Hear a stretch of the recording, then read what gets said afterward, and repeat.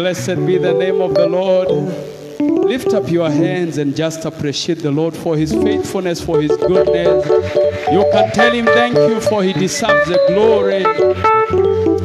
Unaweza fungua kinywa chako mwambie asante kwa sababu anastahili utukufu wote, anastahili heshima, anastahili kupewa ibada kwa sababu yeye ni Mungu mwenye nguvu na Mungu mwenye uwezo katika jina la Yesu Kristo.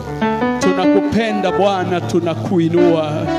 Tunasema wastahili mfalme mwenye nguvu na uwezo ni wewe na hakuna mwingine kama wewe. Hakuna Mungu kama wewe. Tunasema wastahili sifa na heshima.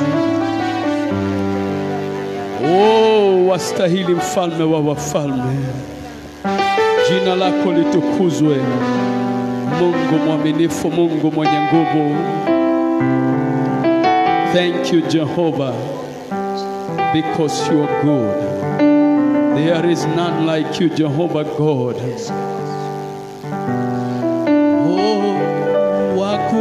Wakuabudiwa, wakuheshimiwa ni wewe Mungu,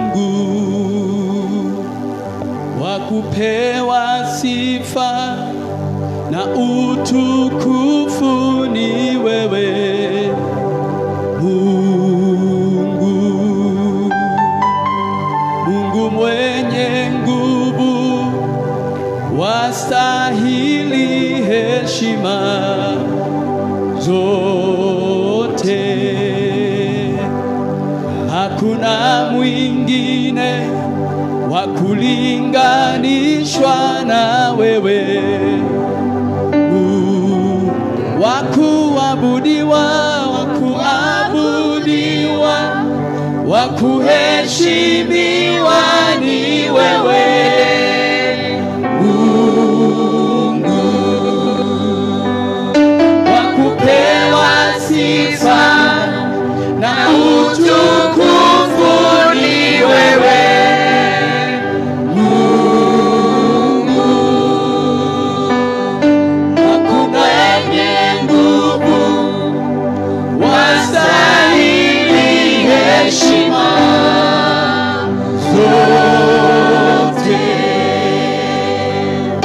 Hakuna mwingine wa kulinganishwa na wewe Mungu. We declare together there is no other God beside you. Yes. Wakupewa sifa na utukufu ni wewe. Wakupewa heshima kutoka kwa mioyo yetu ni wewe. Yes, Lord. Wakupewa utukufu kutoka nafsini mwetu ni wewe.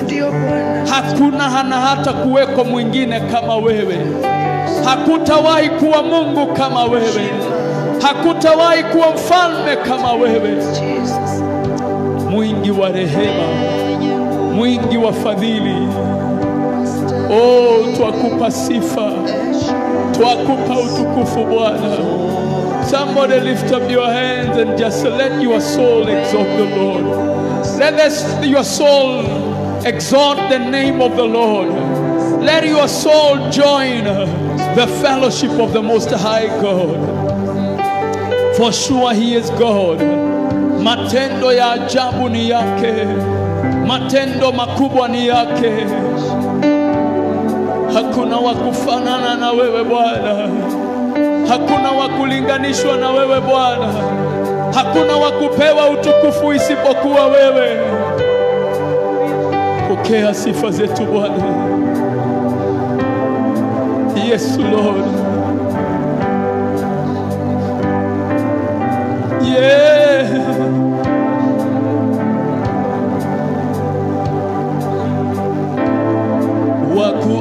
Wakuabudiwa, wakuheshimiwa ni wewe Mungu,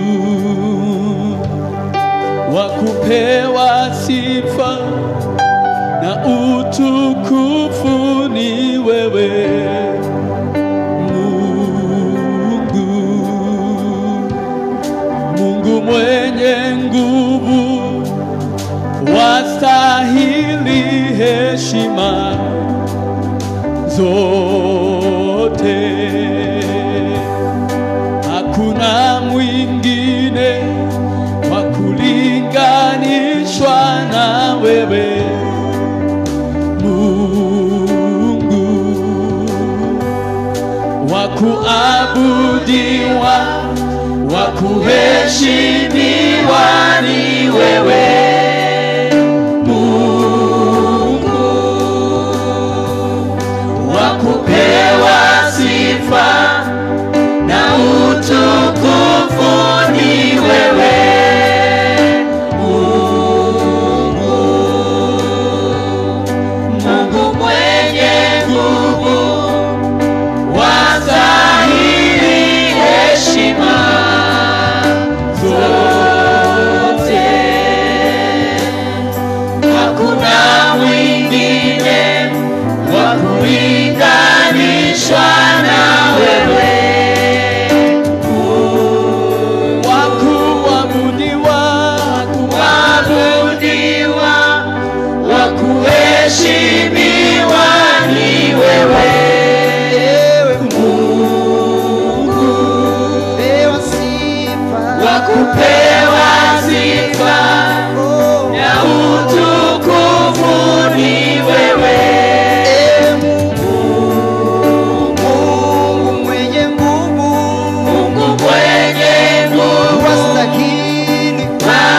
wastahili heshima zote.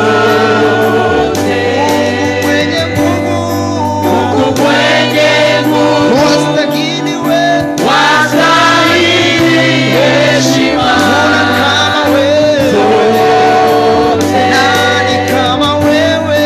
Hakuna mwingine wa kulinganishwa na wewe Bwana. Nani kama wewe?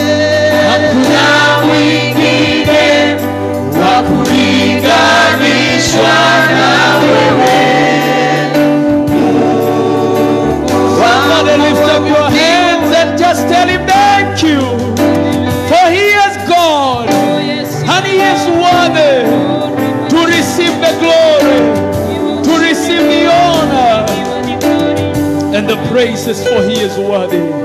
Father, we thank you for this hour and we give you glory for the things that you have given unto us. We give you praise for the things that you are doing, for the things that you have already done, and for that which you will do in the course of time. We do not take anything for granted, but take everything in thanksgiving, our Father. In Jesus' name, somebody say amen. Amen. You can give a clap offering to the Lord. God bless you, worshipers. The Lord bless you. You may take your seats. The Lord be with you. Hallelujah. How many are blessed to be in the house of the Lord today? Amen. How many are happy joining us online? We may not see you, but we know you are there. And we know that we have an opportunity to share the word of God and the grace of God that is upon us tonight. We worship you. We bless you, Jehovah God. Father, we don't take anything for granted.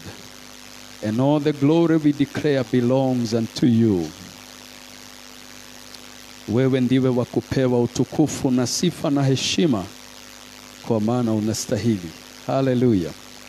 So ninashukuru Bwana kwa sababu ya nafasi hii ambayo tuko naye, nikiamini kwamba we have an opportunity to be blessed in the presence of the Lord. I want to do a continuation of something I'm doing for the church online, and this is the grace of God. I am talking about understanding the grace of God. Kuielewa neema ya Bwana. Na ni muhimu kwa mtu kuelewa neema, kwa sababu ya wale ambao hatujakuwa nao, pengine hujapata nafasi ya kujiangalilia somo letu kwa mtandao.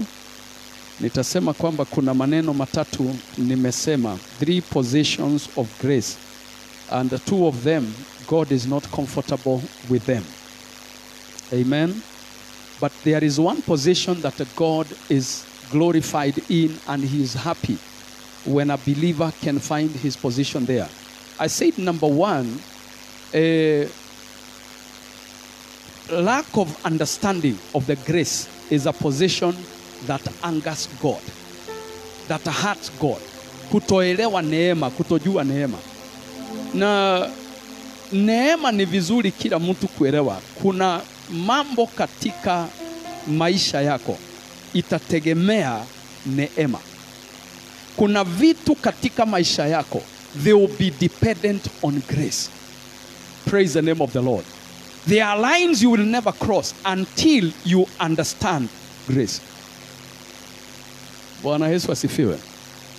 Kwa hivyo ndio maana ninaongea mambo haya. So position ya kwanza, Mungu haifurahii wakati mwanadamu hajui neema, haelewi habari ya neema, hajui kazi ya neema katika maisha yake.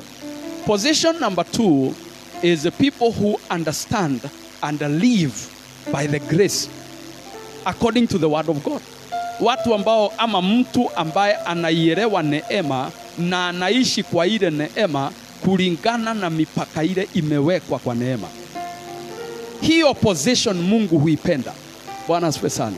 Knowledge of grace, utilizing grace. Hallelujah. Position number 3 is the position I call misusing grace. Kuitumia neema vibaya. Sasa uelewe ya kwamba position moja tu ndio Mungu ana haja nayo katika maisha ya Mkristo. Knowledge of grace and utilization of grace.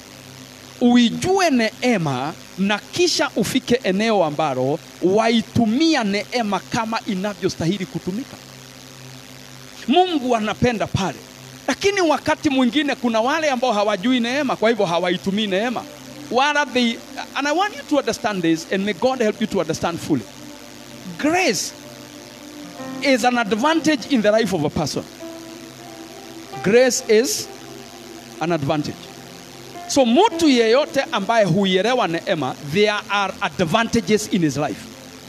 Praise the name of the Lord.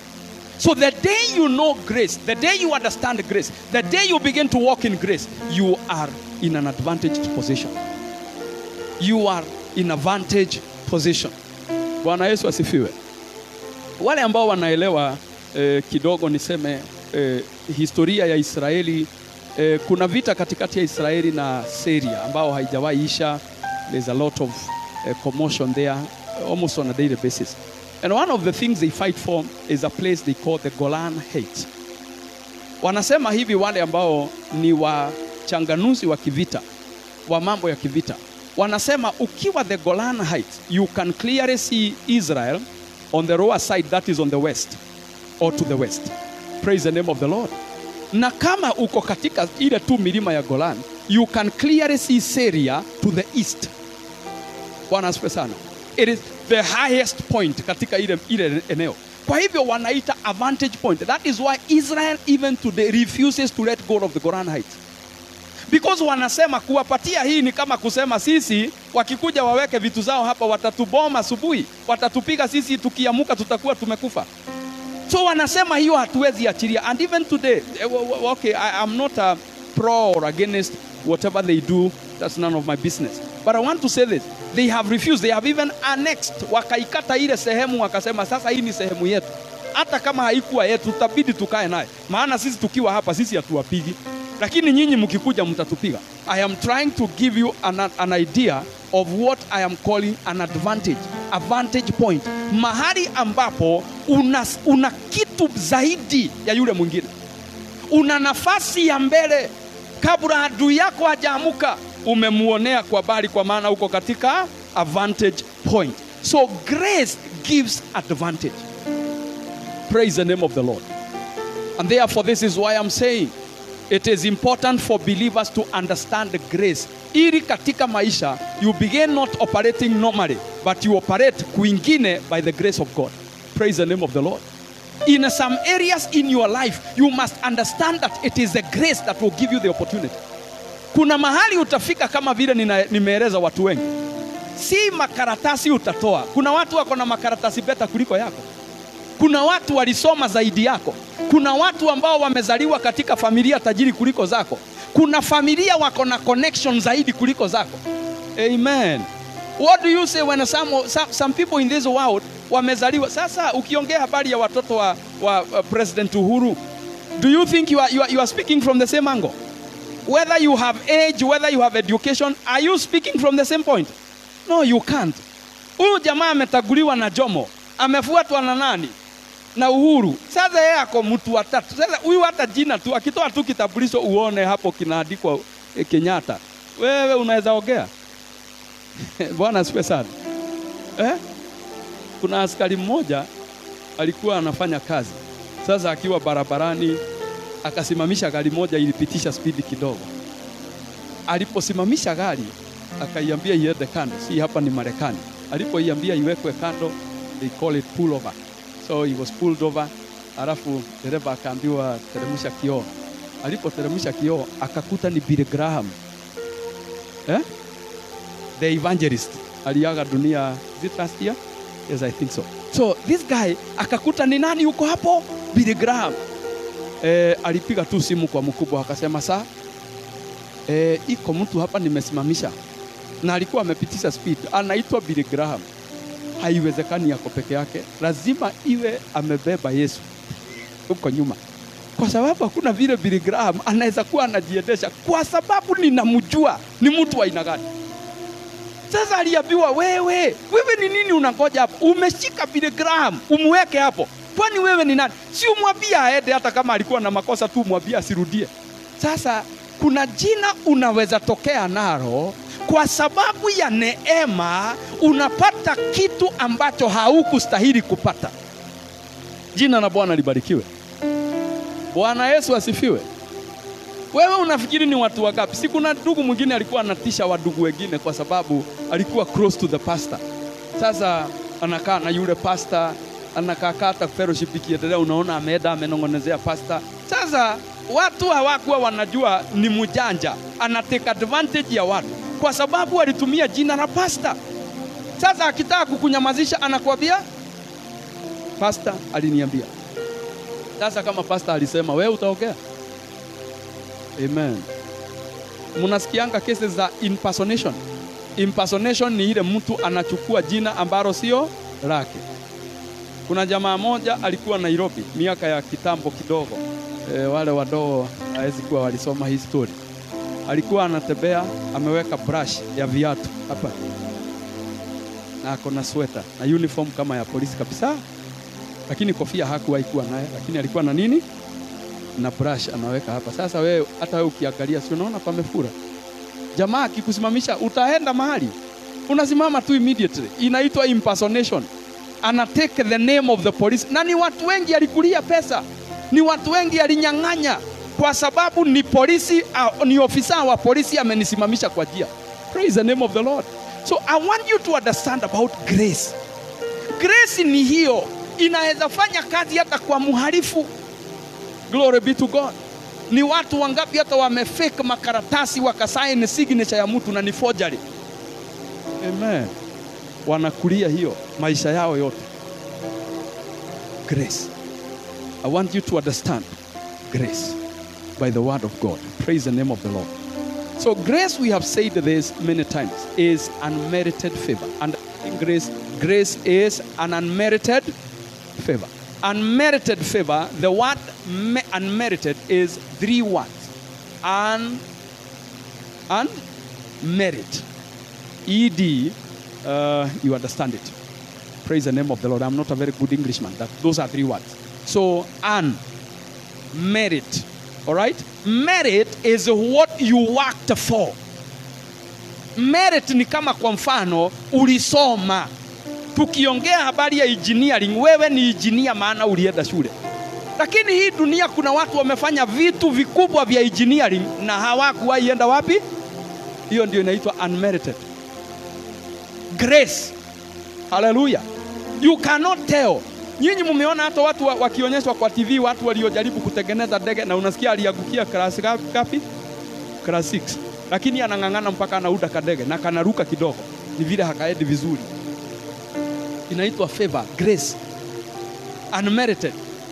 There is no way to explain how this guy can do that because he has no education. Glory be to God. I am saying this, lack of understanding of grace will put you miles back. Watu wengine watakupita kwa njia because they understand the grace. Na ndio nitaambia watu, please wapendwa, kuna maeneo tunastahili kufika. There are times it doesn't matter how much prayer you have made, how many days you fasted. There are times to understand the grace should work for me.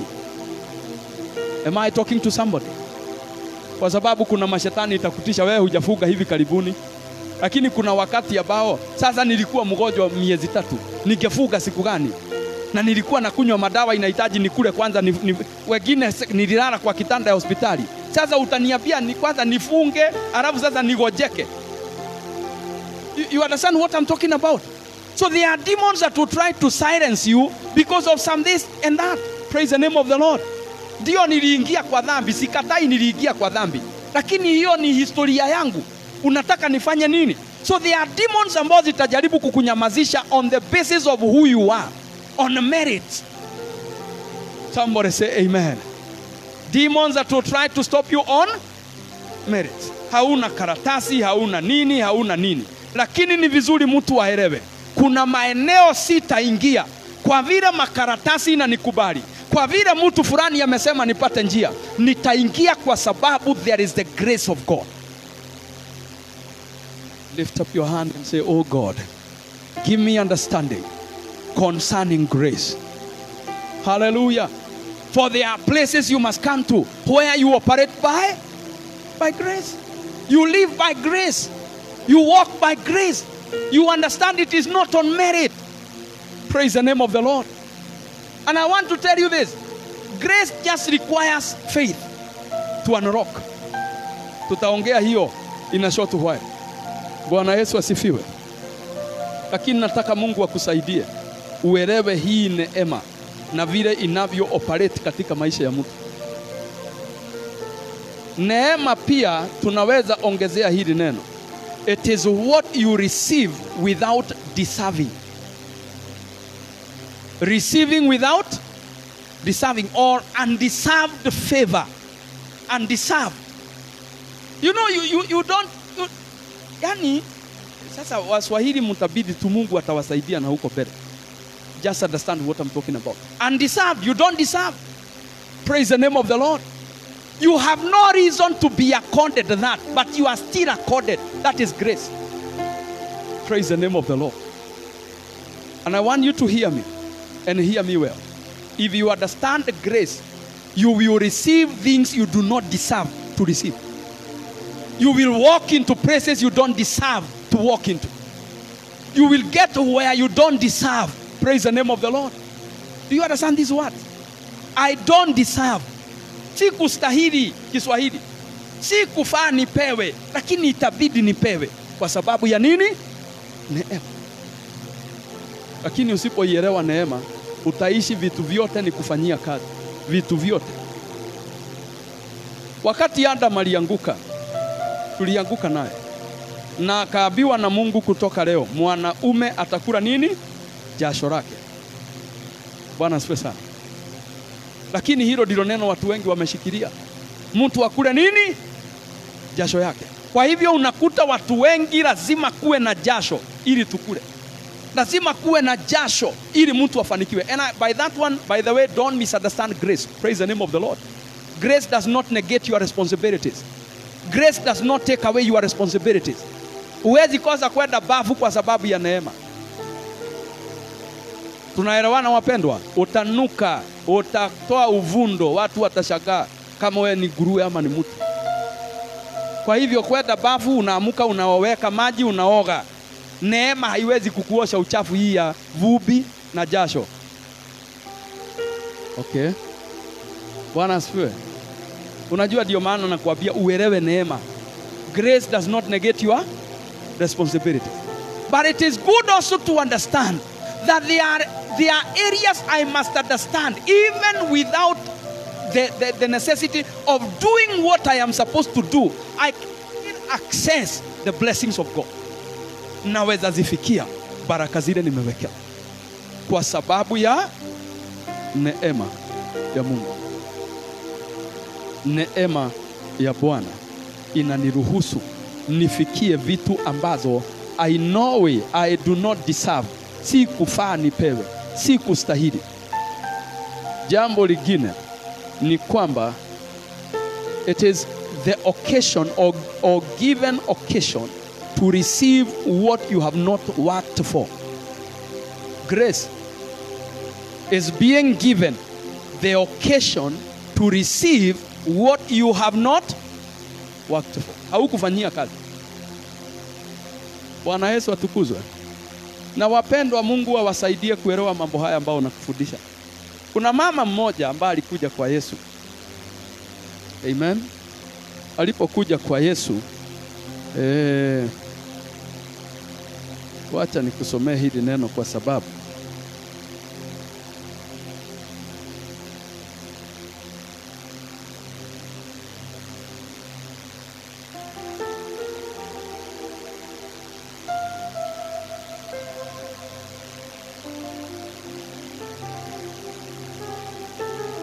haleluya.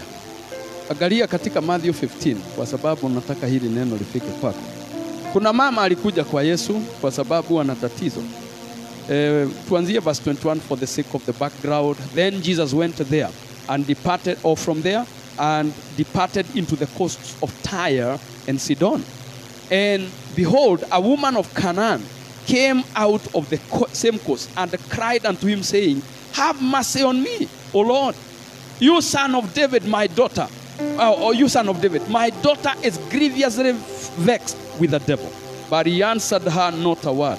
And his disciples came and besought him, saying, Send her away, for she cries after us. And he answered and said, I am not sent, but unto the lost sheep of the house of Israel. Then came the woman and worshipped him, saying, Lord, help me. But he answered and said, It is not right to take the children's bread and cast it to dogs. Bwana Yesu asifiwe. Si vyema tuchukue mkate wa nini? Wa watoto tupatie mbwa. Sijui kama unaona hiyo maneno. Hiyo ni lugha ambao in fact hata si lugha tunaweza penda mtu azungumziwe, si ndio? Lakini Yesu aliongea kwa sababu kuna mama ambaye hapa she doesn't qualify to receive anything. Jina la Bwana libarikiwe. But what did the woman say? Verse 27, and she said, Truth, Lord. Umeongea ukweli hapo. Lakini hata wakati mbwa hula makopo yanayoanguka kutoka mezani mwa bwana wao. Mbwa wanaweza kula kile ambacho kinaanguka kutoka kwa the high table. What is Jesus talking about? He is talking, or rather the woman is talking about grace. Praise the name of the Lord. I am not qualified. I am not worthy. I am not a Jew. And you are sent to the house of Israel. I am a Sidonian. But you must help me because of grace. Na Yesu aliposikia maneno yale, alimuambia hivi, Woman, great is your faith. Verse number 28. Be it unto you even as you desire. Na iwe kwako hivyo umetamani. Kwa hivyo, ninataka Mungu akusaidie kuona the unlocking of grace. Praise the name of the Lord. And I want to say this, number one. We access grace by faith. Neema hufunguliwa kwa kuamini. Yeyote anayetamani kufikia eneo la neema katika maisha, ni lazima aamini. Ni lazima aamini. When you believe is when you access grace. So any person who wants to live by the grace of God, to experience the workings of grace, must believe in the grace. Bwana Yesu asifiwe. Mwanamke huyu aliamini Yesu. Aliamini kwamba hii neema uko naye. Wewe hata tu wewe niite mbwa. Wewe hata tumia ile maneno utatumia. Lakini kitu moja ninajua, uko na uwezo wa kunisaidia. Na sirudi vile nilikuja, ni lazima nisaidike kwa hii kikao. Ni lazima hapa nimefika nisaidike. Mtu aseme amen. So in this life kuna maeneo ambayo ninakwambia utafikishwa na neema. You are not a Jew, you don't qualify. You have not labored. Huyu si mwanafunzi wa Yesu. ati tumepelekana na wewe, nimeenda nikiomba nikifunga, hakuna kitu amefanya kazi, lakini anamwambia ninajua unaweza, nisaidie. Ninajua una nguvu, niponyee mtoto. Wewe hata ukiniita mbwa, bora tu ufanye nini? Uniponyee mtoto. Hiyo inaitwa accessing faith. And I'm saying, number one, you believe. Praise the name of the Lord. If grace will work in your life, it will work because you believe. Lift up your hand and say, oh Lord, help me to be deep in faith. To be deep in faith, to activate grace. Hallelujah. Upate kuwa mwenye nguvu ili ufanye neema ifanye kazi katika maisha yako. Bwana asifiwe sana. Imani. Kwa sababu kuna vitu, si kwa vile wewe ni mtu mkubwa, ni neema itafanya kazi. Mama huyu, kitu kingine ambacho nimekusomea katika ile hadithi ya yule mama, ambacho unaweza ona. Bwana asifiwe sana. Yesu alisema ya kwamba it is not right for me to take the children's food and give it to the dog. And she said, true, Lord, yet the dogs eat of the crumbs which fall from the master's table. Praise the name of the Lord. Now, look at the reply of Jesus, because that is where you get the second item, verse 28. Oh woman, great is your faith. Si umeona imani inatajwa? So, kuaccess neema, kitu cha kwanza, faith. Number 2, akamwambia, be it unto you even as you desire, as you will. Na iwe kwako kama vile unataka, unatamani. Grace is also accessible through your own desires. Bwana Yesu asifiwe. Through your own will. What are you willing? What do you desire to get? Unajua, Biblia inasema habari ya tajiri na Lazaro. Si mnakumbuka ile story tumeitaja tena in the morning. Biblia inasema Lazaro alikula makopo. Kwa nini? Kwa sababu alitaka. Hiyo ndio alitaka kukula. Hiyo ndio kitu ile aliona inafaa kwake. Bwana asifiwe sana. I don't know why the words hizi haya maneno yaliwekwa pale. Ati alitamani kula makopo. Alitamani. Okay, nafikiria kuna vitu viwili vinaweza chagia ile, either hakuwa na mahali pengine pa kwenda kuokota, kwa hivyo alikuwa anaokota hapo. Amen. Lakini kuna possibility ya pili ambao ni muhimu sana kwa mtu kuelewa. Mentality yake kuhusu kile angekula ilikuwa hapo. Kwa hivyo kila siku aliamuka, hata hakwenda kutafuta njia nyingine. Lazaro ni mgonjwa, ako na vidoda. Badala ya aende akatafute dawa, ameenda kuketi tu mahali. Mbwa wanaramba vidoda vyake. Sasa sijui kama alikuwa anafikiria saliva ya mbwa iko na njia ya kuponya vidoda, lakini huyu mtu kuna vitu ambazo haziigiani. Ameokoka kabisa. Bwana asifiwe sana. Na ndio ninasema wapendwa, ni muhimu uelewe neema. Kwa sababu unaweza ishi maisha ya wokovu, lakini matunda ya wokovu haukulii. Bwana asifiwe sana. Mimi nimeona watu mpaka kwa milima, watu ambao wamefunga siku nyingi lakini hawana chochote. Nimeona intercessors ambao wanaenda wana viatu vimepasuka. Nimeona waombezi wa ajabu. Nimeona manabii ambao wanatabiri na nguvu za Mungu, lakini ukiwaangalia hautapenda maisha yao. Ni kitu gani kiko na kasoro? Kwa sababu watu wengine hawaelewi mahali pa neema. Amesimama ni kama yeye anafanya kazi. Ni kama maombi yake ndio inaleta milango, kufungua milango. Ni kama maombi yake ndio itabadilisha dunia. Ni kama maombi yake. Na sisemi kwamba maombi isifanywe, sisemi kwamba kufunga ni mbaya. Si tulisoma the other week Matthew chapter 17, tukaona Biblia Yesu alisema ya kwamba aina hii haitoki, verse 21, except by prayer and fasting. So kuna mapepo unasukuma kwa kufunga na kuomba, lakini kuna mapepo hautashughulika naye, neema itakupitisha. Bwana asifiwe. Your faith and your will, those are two things that you must combine to access grace. Your faith and your will. Blessed be the name of the Lord. Number 3, accessing grace. The third thing that is important for you, if you desire to access grace and to see grace work in your life, is what I'll call knowledge. The knowledge that you have.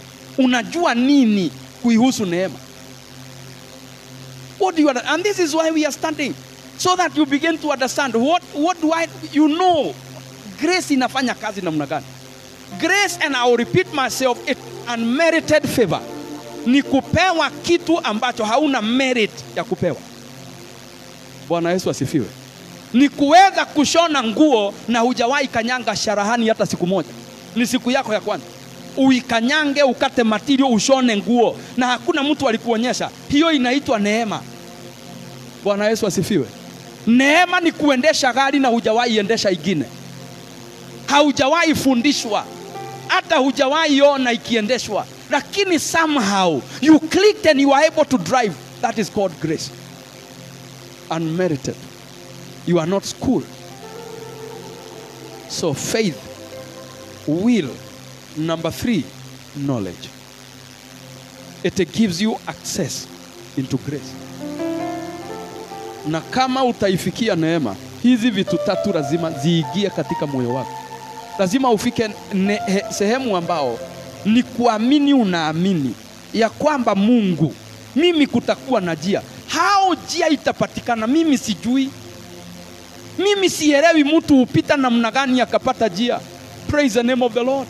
Mimi sielewi mtu ufanya nini akapata njia. But I know that the God, you give way. Hallelujah. I know that somehow God, you make way. Somehow I know that God, you can create an opportunity for me where there is none. Blessed be the name of Jehovah. Because of grace. Lakini ukiishi maisha ya kwamba mimi ni mtu ambaye sasa unajua sina njia, sijui nitafanyiwa nini, sijui hata nitapitia wapi, hivyo ndivyo itakuwa katika maisha yako, because that is what you believe. Praise the name of the Lord. I want to say this. Faith begets action. Faith begets. Faith gives birth to the ability to do. Na kwa hivyo jambo lingine ambalo tunaweza weka pamoja, itakupea access into grace, is doing what you are required to do for grace to work. Huwezi kaa kwa nyumba useme Yesu anajua mtoto wangu anasumbuliwa na mapepo. Sasa unajua, ni kama vile nimekuwa nikiwafundisha. Hebu nimalize hii statement kwanza alafu nikuje kuwaeleza hiyo. Huwezi keti kwa nyumba we ni mgonjwa. Unasema madaktari si wameajiriwa na serikali. Si serikali imeajiri watu. Unaona kama hasa katika kipindi cha COVID, serikali inakaa ikiadvise, if you have these signs, kindly do what? Call this number. Dial this number. Ni star what? 7 what? 719. Oh, mnaijua lakini hamujapiga. Bwana asifiwe sana. If you have these signs, dial this number. Why are they saying so? Because utakufia kwa nyumba na hiyo COVID tu hapo. Kwa sababu haukuitana, serikali iko na iko na mahospitali, iko na njia ya kufanya, lakini usipoitana itakuua wewe mwenyewe. Amen. Na unafikiri hii dunia iko na watu wangapi waliokufa kwa sababu waliignore, walidharau signs zile walikuwa wanasikia, wakasema unajua, na hata kuna mtu ambaye aligojeka usiku akakufa kwa sababu alisema atagoja nini asubuhi. Si ugonjwa ulimuua, ni ujinga. Sorry. Ugonjwa haikumuua, maana ni ugonjwa preventable. Nika ugonjwa angekimbia na hapo apewe tu nini, tu dawa ya kutuliza pressure na maisha irudi normal, lakini akashindwa. Akasema ngoje asubuhi. By the time asubuhi ilifika alikuwa wapi? Na Ibrahimu.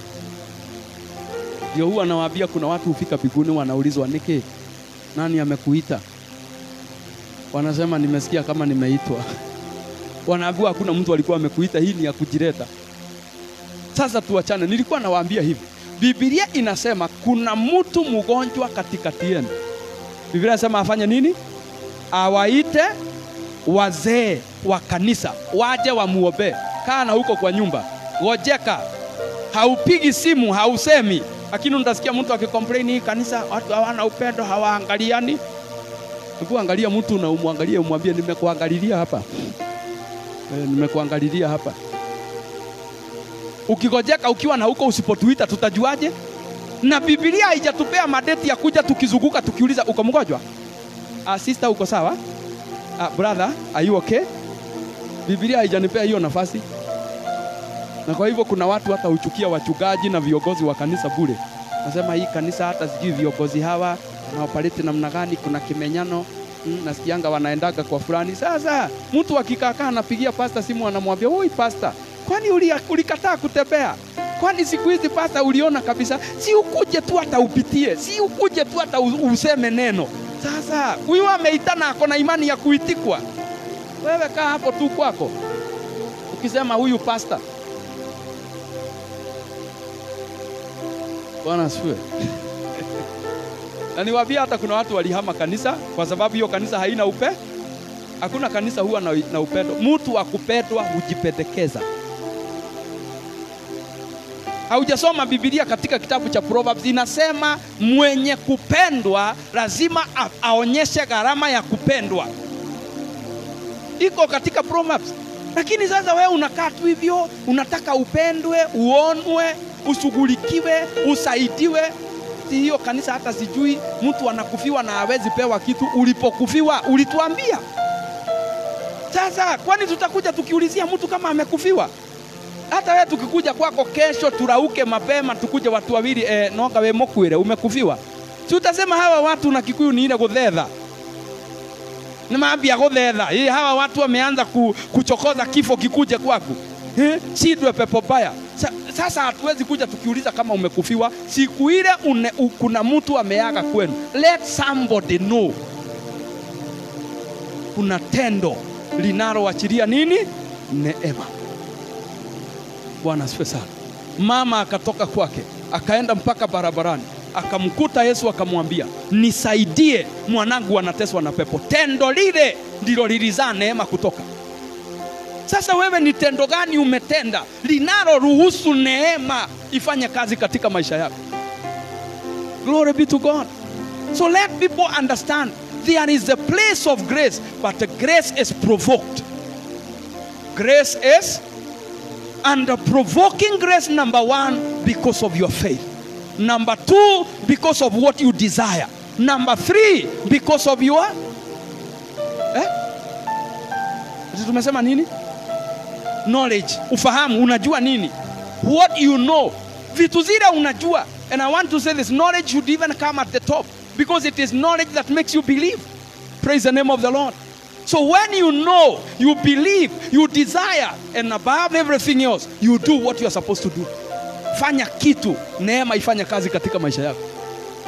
Lakini huwezi operate katika neema na neema ifanye kazi katika maisha yako ikiwa wewe si mtu unaweza activate the grace by doing what you are supposed to do. Blessed be the name of Jehovah, the unmerited favor. Amen. Nitasema hivi, neema kuna vitu inapaswa itulete kwake. Glory be to God.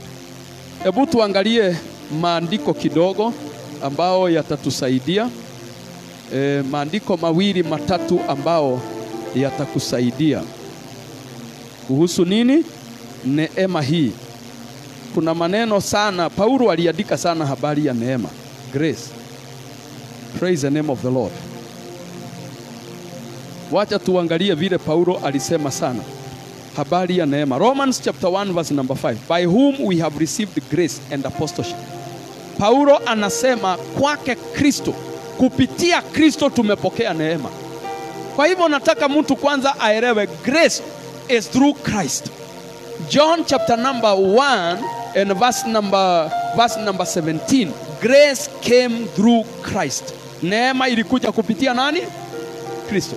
Musa alikuja na sheria, lakini Kristo alikuja na neema.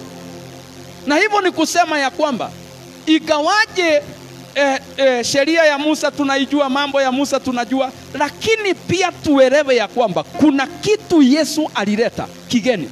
Through Christ we have grace. Through Christ we have grace. Praise the name of the Lord. Kupitia Kristo tuna neema. Kwa hivyo yeyote ambaye ako katika kanisa la Agano Jipya ambalo liko chini ya Kristo, neema ipo. saying by the virtue of being a Christian, I have received grace. Praise the name of the Lord. Somebody say, I have received grace. Somebody say, through Jesus Christ, I have received grace.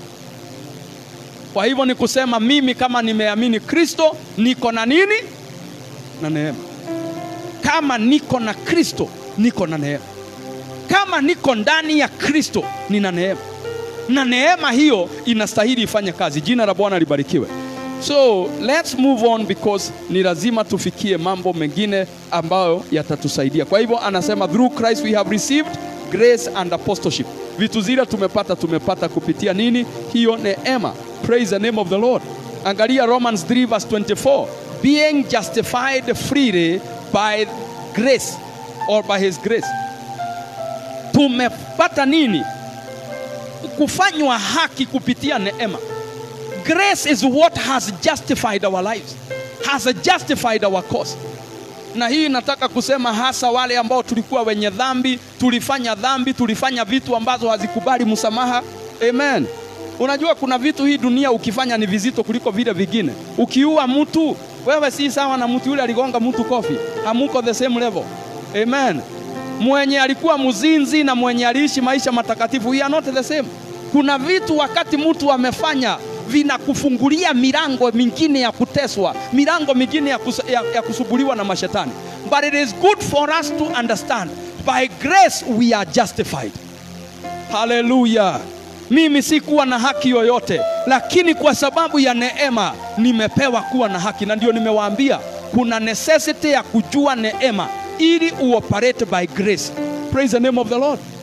Ili accusations za mashetani ambao wangetaka kusimama kwa kuuliza sasa wewe unaomba, wewe ni wa kuomba, na ile mavitu ulifanya, na wale ulikuwa unafanya hivi, na ile mimba ulitoa, na ile mtu uliua, na yule mtu ulifanyia, na yule mtu ulinyang'anya. Yes, we were like that, but because of the grace of the Lord we are justified. Hallelujah. Na neema, dhambi za zamani inaweka kifuniko, hazikumbukwi milele. Kwa hivyo nataka kusema nini? Romans chapter 8 verse number 1. Biblia inasema there is therefore no condemnation to those who are in Christ Jesus. King James adds, those who walk by the Spirit are not in the flesh. As long as zile dhambi uliwacha, si kitu unaendelea kufanya, you are justified. Somebody say, I'm justified. Yes, I was a sinner. I don't refuse. Yes, this is my history. I don't refuse. Na ndio mimi nimekuja kugundua watu wengi watakatifu huachwa nyuma na wale watu wamekuwa na dhambi. Kwa sababu watu wengi baada ya kufanya dhambi, kuna kitu baadaye wanakuja wanagundua, isipokuwa ni kwa neema singewahi rudi. Isipokuwa ni kwa neema singewahi fika mahali nimefika. Lakini mtu mtakatifu anaona kama ni yeye anajisaidia. Anaona kama ni utakatifu wake unafanya kazi. Anaona wapendwa, niwaambie hivi, si vile mimi ni mtakatifu ndio Mungu amenibariki. Huduma hii haijainuka kwa sababu inaongozwa na malaika. Imeinuka kwa sababu kwingine ni neema. Jina la Bwana libarikiwe. Vitu zile unatuona nazo ni kwa neema. Praise the name of the Lord. Yeah, there are preachers who have preached many years than I have done, lakini hawajafika mahali nimefika. Nao pia nikwambia kuna wahubiri wamekuja nyuma yangu, hata wengine nimelea. Ukienda kwa makanisa yao utashangaa kama ni mimi niliwafundisha neno, ni mimi niliwafundisha kuhubiri, kwa sababu wamebarikiwa, wameinuka, wanaikuwa. Kwa sababu gani? Kuna watu walielewa neema. Na ndio maana nataka understand grace, na ili uanze access the grace. Hallelujah. Do I have people who are saying I must understand grace? I must operate in the grace. Praise the name of the Lord. Kwa sababu niwaambie wapendwa, kuna eneo ni neema ya Mungu itakusaidia. Sio vile ulikuwa mwerevu shule, sio vile ulikuwa mwenye akili. Wapendwa, mimi sijui vile mtu husikia akiwa namba 4 kwa shule. Mimi sijui. Sikuwahi kuwa. Bwana asifiwe sana. Mimi nilichezea namba 1 mpaka namba 3. Lakini kuna mahali kisomo kilikatika. Si kwa sababu ya kushindwa kusoma, ni kwa sababu ya resources hazikepatikana. What am I talking about? You can have the wisdom, you may lack other things. Ndio maana nataka uache kutegemea nguvu zako. uache kufikiria juu ya urembo wako, hakuna mahali uwezi fika. Hautaolewa kwa kuwa mrembo. Na ndio nitaambia ladies, please, you don't have to walk naked to get married. Bwana asifiwe sana. Niliambia watu siku moja, ndizi ya kukulia nyumbani inanunuliwa na maganda. Pudding ndio huwa inanunuliwa bila maganda.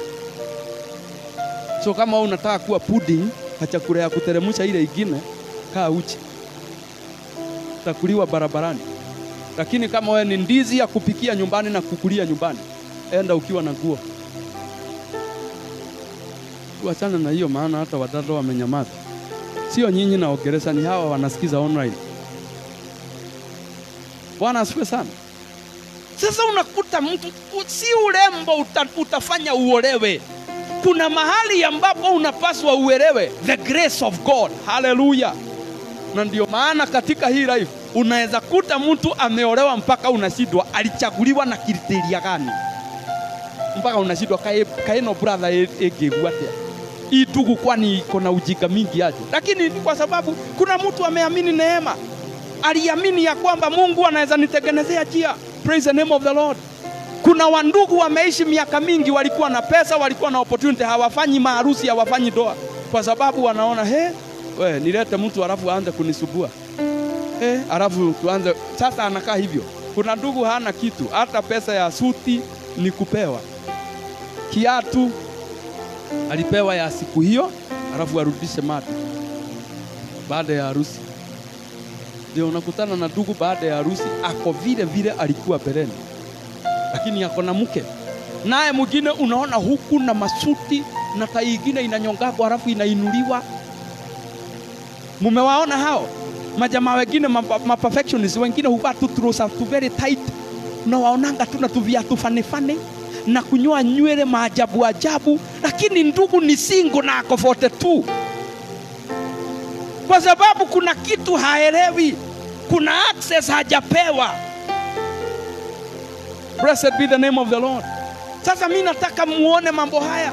Unaenda kwa mama mwingine hajui kupika, anapika ile tunaitaka mairio, machakura. Zingine unaangalia hivi mpaka unashindwa, muthuri aliaga icio muthenya. Huyu mzee hukula hizi kila siku, lakini unaona mzee anacheka mpaka unaona jino la mwisho. Akikula hiyo kiugali ya boy inakaa kama ingine, huwa nawaambia inakwambia jaribu kunikula. Ugali vile inakaa. Lakini mzee anakula akicheka. Maana mama ingawaje hajui kupika anajua kuongea. Kuna watu wanajua kutumia neema, lakini wewe kaa hapo tu. Wengine enda ubadilishe vile unakaa kwa nyumba. Mzee atakuwa mzuri kuliko mimi. Praise God. Najua wadada wengi huona pastor wao ndiye the best. Amen. Mzee enda ujifundishe tabia zingine zinahitajika kwa nyumba. Utaona mama atageuka. Awache kukupikia machakura hivyo. Sasa akipika, kila siku akipika, hii chumvi ni kama ya ng'ombe. Anapika siku ingine, uko na kitu ya kucomment. Hizi sukuma zimekatakatwa, kwani zilikuwa zinakatwa na paka? Chihana dhara. Inakaa kama napier grass. Sasa mama anasikia vile unaongea, anaamua, basi utakuwa unakula dhara kutoka leo. Sasa unakuta cabbage iligogwa mara 4. Hua. Ikawekelewa kwa jiko. Baba ni vile umemsubua maogeo yako. Haujui tuachana na hiyo, maana naona vijana wanasema amen, endelea. Sasa tuache couple seminar. I hope you understand what I'm talking about. Sasa utakuta nyumba fulani, mtu huyu anakaa hivi, unakuta mama anakaa na mlevi, lakini hujawahi sikia akiongea, na hujawahi muona otako ya maombi. Tumuombe baba fulani, iwaranywile pio, alikunywa pasta, ninashindwa sasa. Hutawahi muona hapa. Na anajua kukaa na mlevi wake. Na mlevi anasifu mama mpaka unashangaa. Sifa ile mama anawekelewa. Hata akilewa anaambiaga wengine leo ule. Unajua anaenda nyumbani. Mimi najua nikifika mama Jeri, ile ugali nitapikiwa. Yaani anamsifu mpaka kwa kilabu. Lakini wengine hapa hata bwana yako hawezi ongea habari yako. Hata akienda mahali hawezi kukubeba. Because anajua utaenda kuuliza maswali huko. akichekeshwa na kazini yake, unamuuliza nojo rago thekia, nani yeye anakuchekesha? Hawa ndio unaendaka kukutana nao. Sasa nani atabeba mtu kama wewe ambaye maswali haiishi kwa mdomo? Tuachane na hiyo maneno, na watu waelewi neema. So utakutana na mtu ambaye hata kama hana qualification pande hii, lakini kuna eneo ameaminia neema inayotosha maisha yake. Unakuta mwingine mahali ameajiriwa, kunakuta watu wenye makaratasi ya makubwa mazito. Mtu anawekelea CV mpaka imebebwa na portfolio juu ya ile vitu amesoma na zile amepata na shahada zile amepewa na recommendation zote anawekelea kwa meza, mpaka anaambiwa eda ukuja next week Friday, maana zinahitaji kusomwa kutoka Monday mpaka Thursday, juu ya vile ameziwekelea. Mpaka unaangalia unasema huyo amepata, lakini unakuta mwingine aliingia tu na karatasi moja inayosema angalau nilikuwa shule, hana recommendation, hana connection, lakini ana neema. Blessed be the name of the Lord. The time has come for believers to say, we are believers in a God, the God of grace, and grace must begin to work in our lives. Hallelujah. There are highways that must open, not because of the papers we have, but because of the grace of God. There are employments that must come, not because we are better, but because of the grace of God. Hallelujah. Hii kanisa hata tutapanua tena, kwa sababu itajaa. Wacha hii kujazwa na COVID. Unajua kuna kujazwa ya COVID. Kujazwa ya COVID ni hii viti munatawanya mpaka munajaa. Hiyo si kujazwa, hiyo ni kupuguzwa. Jina la Bwana libarikiwe. Tutaijaza, tutaipanua. I was telling somebody yesterday as I was praying, my mind was in how do we expand this house, because I can feel it is still small for us, because it is the doing of the Lord. But I'm telling you, I don't have money in the bank. This church does not even have anything in the bank, but we have the Lord, the God of grace, the commander of the heavenly armies, ambaye anaweza amuru mtu atoke kule aliko alete resources za kufanya hiyo kazi. Jina la Bwana libarikiwe.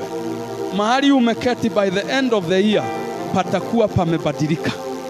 Wacha hiyo change unaona, hiyo ni inaitwa half the change. The change is coming. And God commanded somebody, and God commanded some people to do the work that you can see ambao haijafanyika. Sasa ninaomba na mimi ninawaambia neema hii, si Mungu huyu wa neema atamuru. Niliona jana nikaona ya kwamba hapa nyumba hii tutapanua, tutainua kwanza na chuma, tutajenga gorofa ya chuma. Watu wengine watakuwa wanakuwa kaa huko upstairs. Balcony 1, balcony 2, balcony 3. Na before balcony 3 pale kuna parking, hiyo parking tutaondoa. Na mti ingine iko hapo na kivuli tutaondoa, tuweze kusonga. For there is a God in heaven. Praise the name of the Lord. You ask me how? I don't know. But I know this. There is grace in heaven. Grace to do things. Praise the name of the Lord. Sasa Wakorintho wa kwanza. Sasa masaa inaendanga haraka saa ile neno linaanza kushika Naza sijui kunaendanga aje hapo, maana sijaielewa. Siku ile injili ni mzuri, masaa inakuwa kidogo. Na tena unajua tunajaribu kufuata the instruction tumepewa, tusije tukaonekana wajeuri maana pia tukikosa kutii serikali, si hata sisi tusifuatwe na tusitiiwe. 1 Corinthians chapter 3 verse number 10. Are you there? According to the grace of God given to me, like a skilled master builder, I laid a foundation, and someone else is building upon it. Let each one take care how he builds upon it. Somebody say, by the grace of God given unto me, I became a master builder. May the Lord open your eyes to this word, that you understand by the grace of God you can become a master builder. Mujenzi yule muku anaitwa nani? Contractor. Somebody say, I am a contractor. Hey, do you speak by faith? Somebody say, I am a contractor. Somebody say, I am an engineer. I'll begin to build things. Glory be to God. Na leo nawaachilia kwa hii neema. Enendeni mujenge vitu hamungejenga. Enendeni mufanye vitu hamungefanya. Enendeni mushike vitu hamungeshika. Hallelujah. Somebody say I am a master builder. Hallelujah. Endeni mufanye vitu ambazo mtu akijaribu kufanya hesabu haziingii. Unasoma kitabu cha Judges chapter 15. Jamaa anaenda anashika bweha 300. Anafunga bilibili. Show me how. Nionyeshe how. Ukinionyesha vile alikuwa anashika bweha na vile aliziweka pamoja mpaka zikafika 300, alafu anafunganisha bilibili na hazikutoroka. Hii ukinipatia formula ya kushika bweha 300 kuzikusanya pamoja na zikae tu hapo zigoje amri, if you can give me understanding, then you can tell me grace does not work. What I want you to understand is grace. Somebody say, from today nitashika bweha wasioshikika. Sema nitawafunga bweha wasiofungika. Sema nitatumana kwa Wafilisti na nitachoma ngano yao, maisha yangu yapate amani. Somebody give a praise in the house of the Lord. Hallelujah.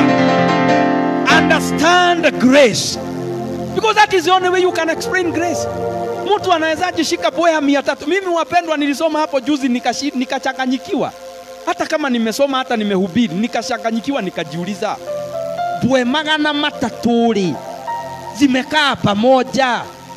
Na unajua aina ya mbwa si vitu za kukaa pamoja bure. Zitaanza kuumana, kupigiana kuumana na nini, na hazitoroki, zinangoja order. Sijui kama alikuwa anashika anajua harara hapo. Na kule alizitoa bweha 300 wapendwa. Si hata wewe uniambie ili nielewe hiyo unasema. Salimia jirani yako, mwambie from today nitatenda mambo which cannot be explained. Angalia mwingine, mwambie from today when you see me rise in an inexplainable way, understand it is the grace of God. Praise the name of the Lord. When you see me drive another car, it is because of the grace of God, not because of my account. Hallelujah. When you see me survive the COVID, even when I am working where it is not because I am better. There is the grace of God. When I don't die, when others are dying, it is because of the grace of God. Praise the name of the Lord. I am a son of grace. I am a son of grace. I am a daughter of grace. Because of that, there are things I cannot explain. Bwana asifiwe sana. Na wapendwa, muache kushinda mkijieleza sana. Ndio maana huwa mnaona vitu zingine zinafanywa hapa na hatukai kushinda tukiwaelezea. Because sasa vitu zingine hata tukiwaelezea inaitwa neema. Bwana asifiwe sana. Mimi nakaa mtu ananikuta ananiambia, pastor, nimenenewa na Mungu nifanye hivi. Sasa ndio utakuta vitu vimefanywa. Mtu akikuja hapa aniambie, pastor, nimeambiwa na Mungu ninunue viti. Sasa wewe unataka ni explain aje? Hata mimi sijui. Mimi simjui, si wa kwetu, si my sister, si my brother, lakini ameambiwa na Mungu peleka hizo pesa zikanunue nini? Glory to God. Akija mtu, kuna mtu mmoja alikuja akasema nimeona mmebakisha mabati. Akasema nimeenda kutafuta mabati. Aliileta. Hata akaniambia juzi tulikuwa tunaongea, akaniambia siku hizi amunyeshewi. Nikamwambia hatuwezi nyeshewa, si mabati tuliweka. Glory be to God. Of course it is 2 years ago.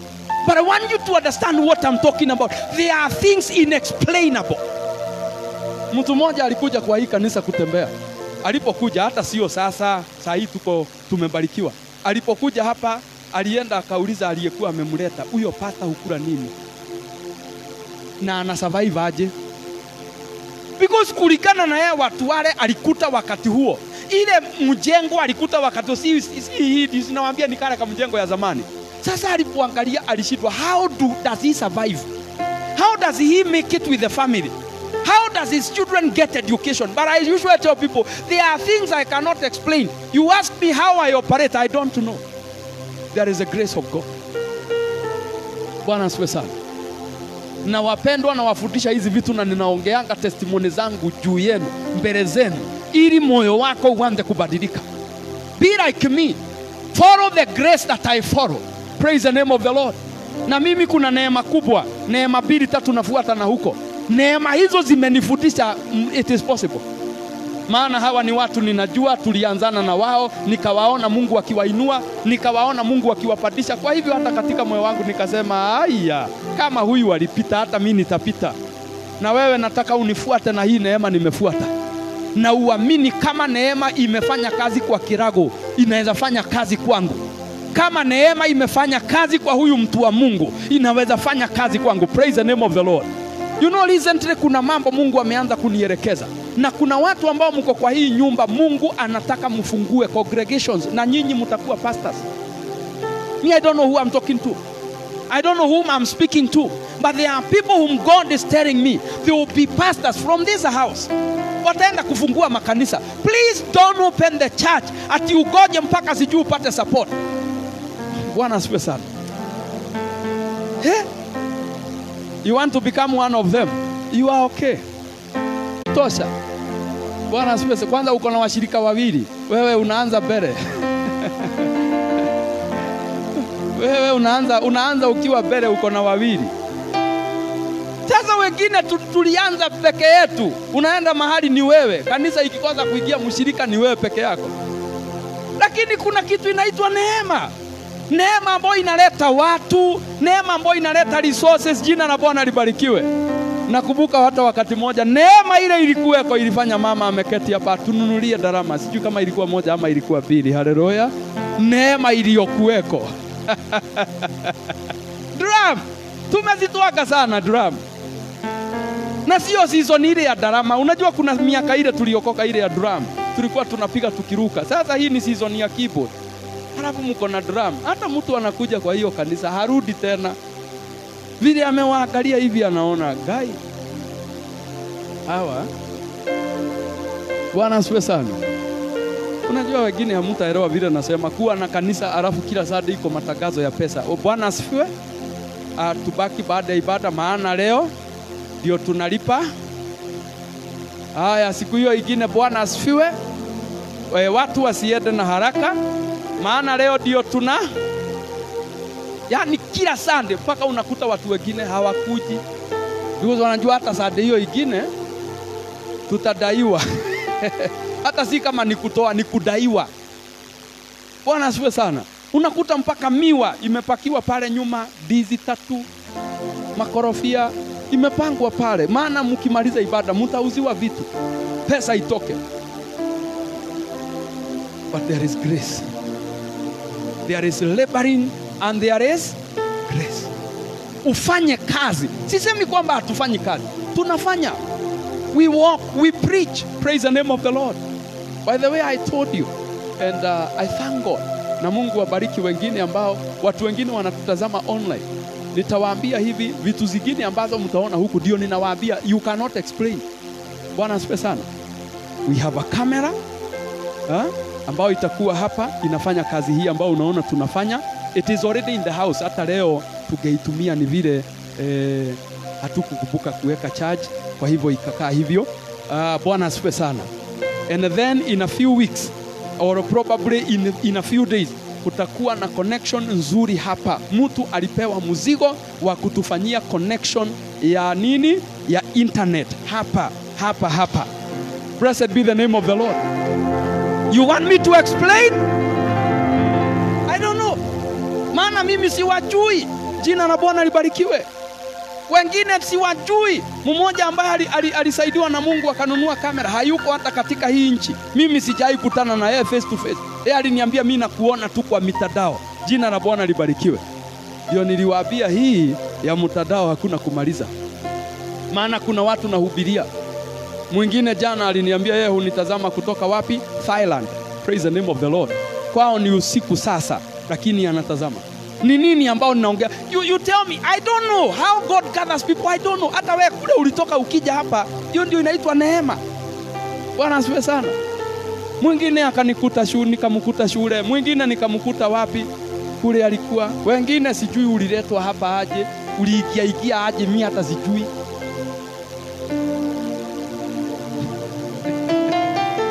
Bwana asifiwe sana. Wengine kama mzee mwingine iko pale ilikuwa imekataa kuja lakini mwishowe ikakuja. Sasa hizi ndizo vitu ambazo unasema uwezi explain, uta explain aje? Na mtu hakuji lakini mwishowe anajikuta. There is grace, and I want you to understand, believe you me, there is grace in your life. Somebody say, I am under the dispensation of grace. Oh, hapo kizungu kimeleta shida lakini hakuna shida. Bwana asifiwe sana. Sema, I am under the dispensation of grace. Hata ukisema inaeleweka. We are in the dispensation of grace. Dispensation means period. Praise the name of the Lord. The time of, we are in the hour of grace. Bwana Yesu asifiwe. Na leo ninawaachilia kwa hii nyumba, muende mukajenge kwa neema. Muende mukafanya nini? Kila mtu ambaye unafanya kazi technical hapa, leo ninawaachilia neema ya kufanya kazi ambayo hujawahi fanya, na njia ambayo hujawahi fanya. Wisdom that is so divine that the work you will do, somebody will say, I've never seen it this way, because of the grace of God. Hallelujah. Eneo lile unafanya kazi, pokea favor. Wacha watu wafikirie wewe ni muganga. Wacha watu wafikirie kama mzee mwingine yuko hapa ni vile ulioa Mkamba ndio mambo yako imebadilika. Hallelujah. Lakini hawaelewi ni nini? Ni neema. Praise the name of the Lord. Maana wapendwa, kwa nini waganga wapate sifa? Si Yesu wapate sifa. Sababu ya neema. He has given us grace. By grace. Praise the name of the Lord. 1 Corinthians 15 verse 10. I gave this scripture the other day. Lakini for the sake of those who are here today, nisema hivi vyasema kwamba I am what I am by the grace of God. That is what Paul said. I am what I am by the grace of God. Because of the grace of God. Wapendwa, simuache tu kuwa kwa sababu ya makaratasi. Simuache kuwa kwa sababu ya familia ile umetoka. Siuache kuwa kwa sababu wewe ni mwanamke tu. Siuache kuwa kwa sababu wewe ni mwanaume. You become because of the grace of God. Somebody today, I release grace upon you. The grace that makes. Hallelujah. Somebody say, I receive the grace.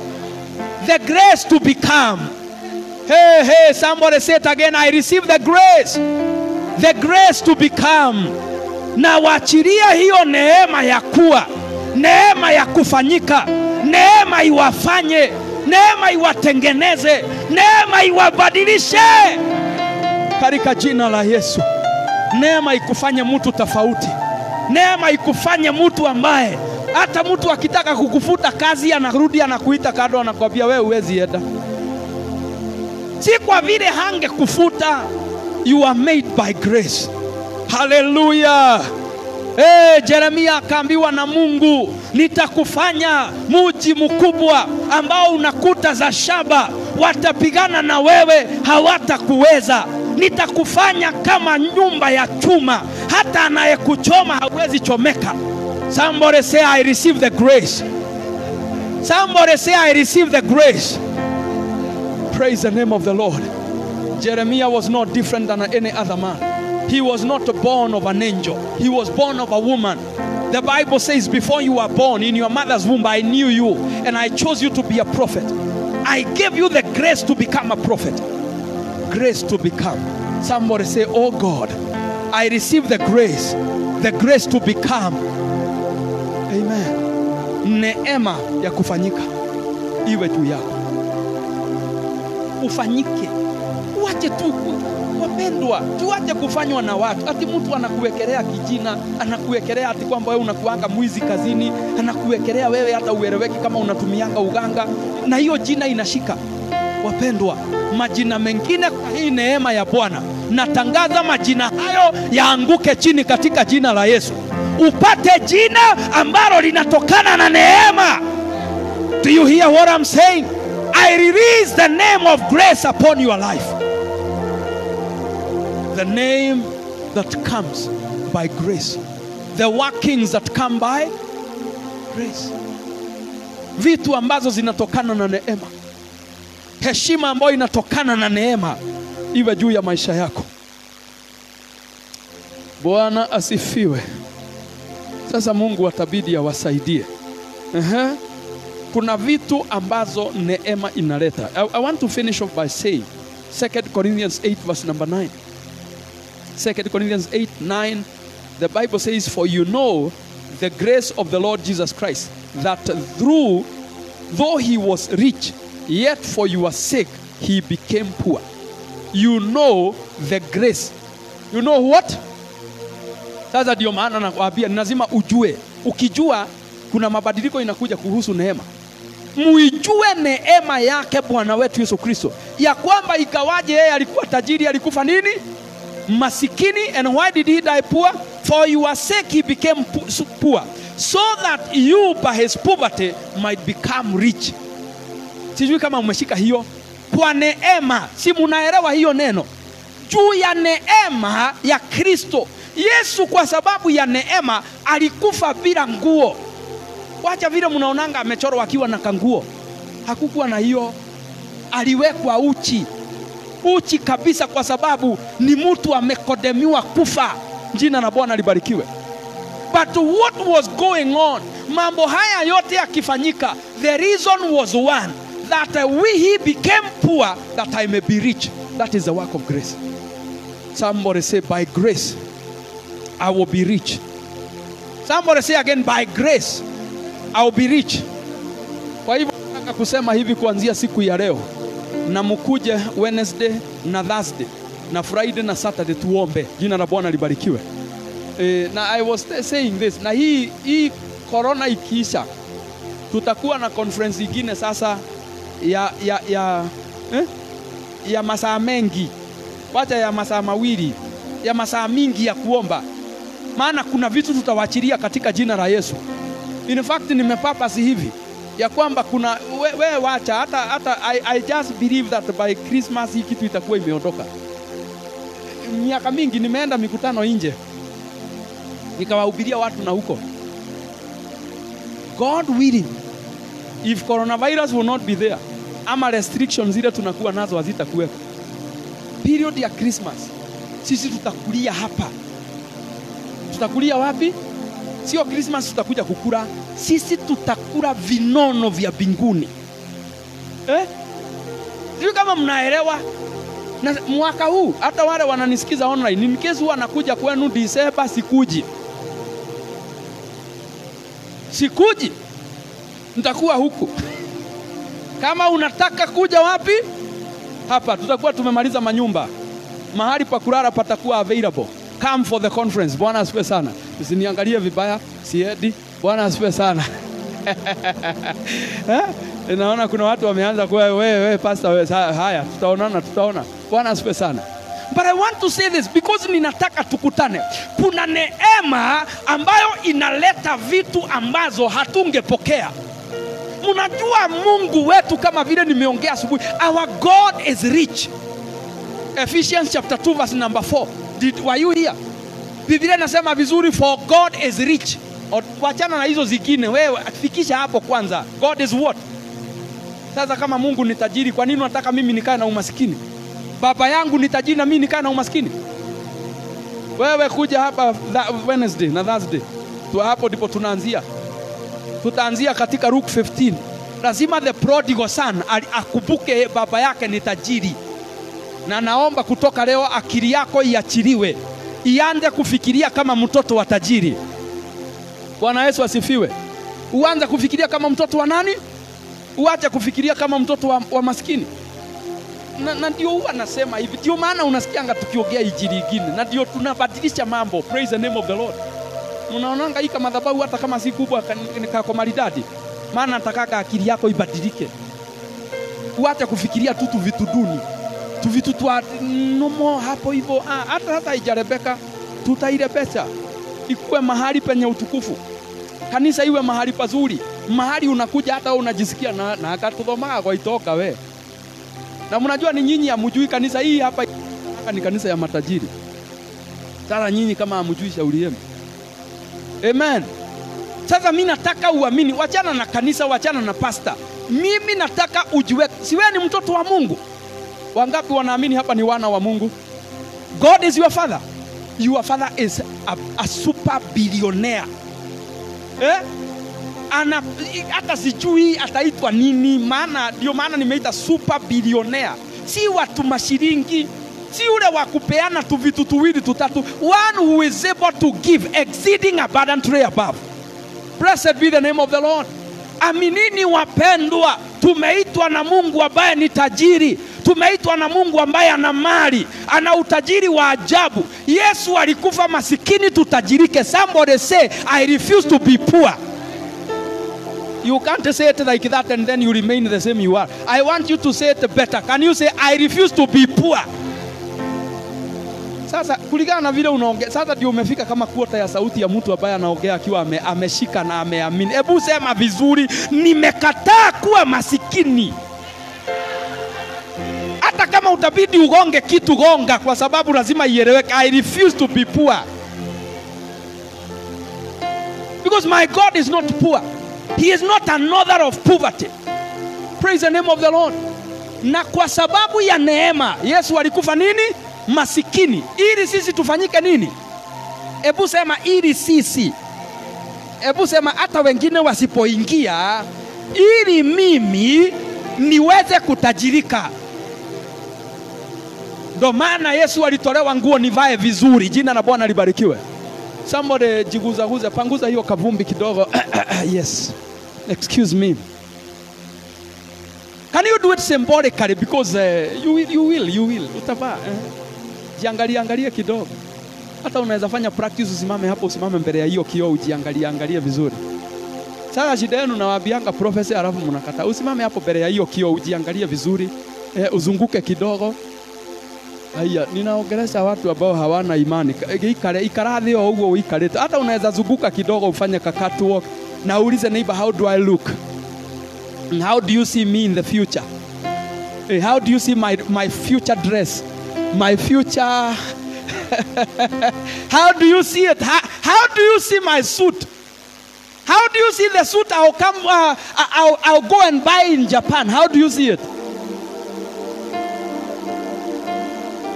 If he died poor, akakufa uchi, akafa bila chochote, mifuko yangu lazima inone. Tu account twangu lazima tunone. Jina la Bwana libarikiwe. Lazima kuwe na njia ya mambo kutendeka. Lazima kuwe na njia ya vitu kupatikana. Lazima kuwe na urahisi wa kufikia baraka. How do I look? Praise the Lord. For I have a rich God. And that rich God, kama Biblia inasema alikufa maskini nitajirike, I'll be rich. And there is no apology to make for that. Na wapendwa, niliwaambia nyinyi hata mkikataa kutajirika, mimi nitatajirika. Lakini nimekataa kutajirika peke yangu. Kama itabidi nigonge kichwa yako ili utajirike, nitagonga. Kama utabidi nikuwekelea miguu, nitakuwekelea. Bwana asifiwe sana. Na kama itabidi niwapake mafuta ikiwa imechanganywa na maji, nitakupaka. Lazima usonge. Lazima akili ikubali ya kwamba wewe ni mtu tajiri. Wewe ni mtu amebarikiwa. Wewe ni mtu uliyeinuliwa. Maana neema ndio hiyo. Bwana Yesu asifiwe. Mupate kazi na muache kufanya kazi za aibu. Kazi ambayo hata uwezi ambia mtu akuje akutembelee. Tumekataa katika jina la Yesu. Na kuanzia leo mupate idea za kufanya maajabu. Na kutoka leo nasema mpate idea za kupata capital. And I declare this by the grace that God has given to me. I am a builder by faith, and I build in your heaven race a new realm that connects you where you deserve. Do you hear what I'm saying? You receive even when others are not receiving. You sell even when others cannot sell. You buy where others cannot buy. Praise the name of the Lord. You live the life that you deserve. Bwana asifiwe sana. Mulihama manyumba by the way. Ulibadilisha ile tumanyumba? Watu waende wahame. Mambo ya kuishi na nguruwe uache. Mambo ya kuishi maeneo ambao mtu hata ukijaribu kumuelezea hawezi shika. Maana kwako ni sawa na kichakani. Unaelezea mtu ukienda utaona nyumba. Alafu kwa hiyo nyumba angalia mkono huu. Kuna kabarabara. Ikilia hapo. Eda tu mpaka uone mti. Na uko town. Wapendwa, vitu zingine tutaweka chini katika jina la Yesu. Mtu mpaka aende aone mti mpaka anashindwa. Kwani nitakuwa nimeenda mpaka wapi? Mpaka mtu anaona kama unaishi karibu na Jamaica. Maana hiyo mti mahali kulingana na vile umeelezea. No, these things must come to an end.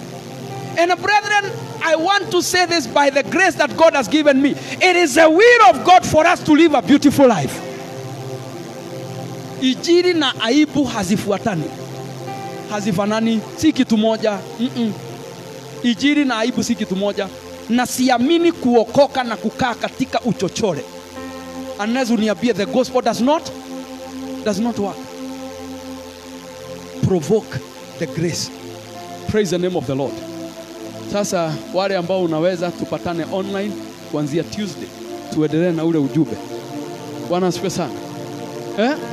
Sasa si mumeelewa habari ya grace. Grace inakufanya. Grace inatuletea vitu kama wokovu. Vitu zile za kiroho. Vitu zingine hautapewa kwa sababu wewe ni mzuri. Jameni, kwa nyumba ya Daudi si kulikuwa na first wife na hata second wife na third na fourth, ameendelea hivyo mpaka akafikia mke ya wenyewe. Anaitwa nani? Bathsheba. Sasa hata wewe kama ungekuwa unachagua mfalme, ungechagua kwa nyumba gani? Tunachagua kwa nyumba ya kwanza. Lakini Mungu alichagua nani? Solomon, mke wa kuipiwa, kile alizaa ndicho kitata. Ndio maana unajua Biblia imeandika vitu ili tujionee. Sisemi kwamba ati kwamba ni vizuri tufanye dhambi maana ndio Romans chapter 6 from verse number 1. Hatuwezi ishi katika dhambi kwa sababu ya neema. Lakini nasema hivi, hata kama ulizaliwa kwa ukahaba, hata kama haujui baba yako ni kuambiwa unaambiwa, na saa wengine ukijaribu kuuliza uliogwa. Ulijaribu kuuliza baba yako, ukasikia kuni kwa kichwa.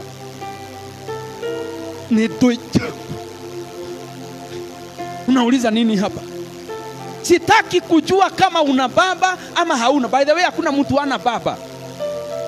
Kitu ile iko ni kutojua. Hata msiposema ni kweli, ni ukweli. Hatuwajui. Wengine hatujui hata tulizaliwa na nani. Ukweli wa mambo ni huu. Despite all that, the grace can change you. Grace ndio ilifanya Solomon awe mtawala. Na kulikuwa na watu wengine kama nani? Kama jamaa mwingine alikufa, alikuwa mrembo sana. Biblia inasema kwamba nywele yake ilikuwa ya ajabu.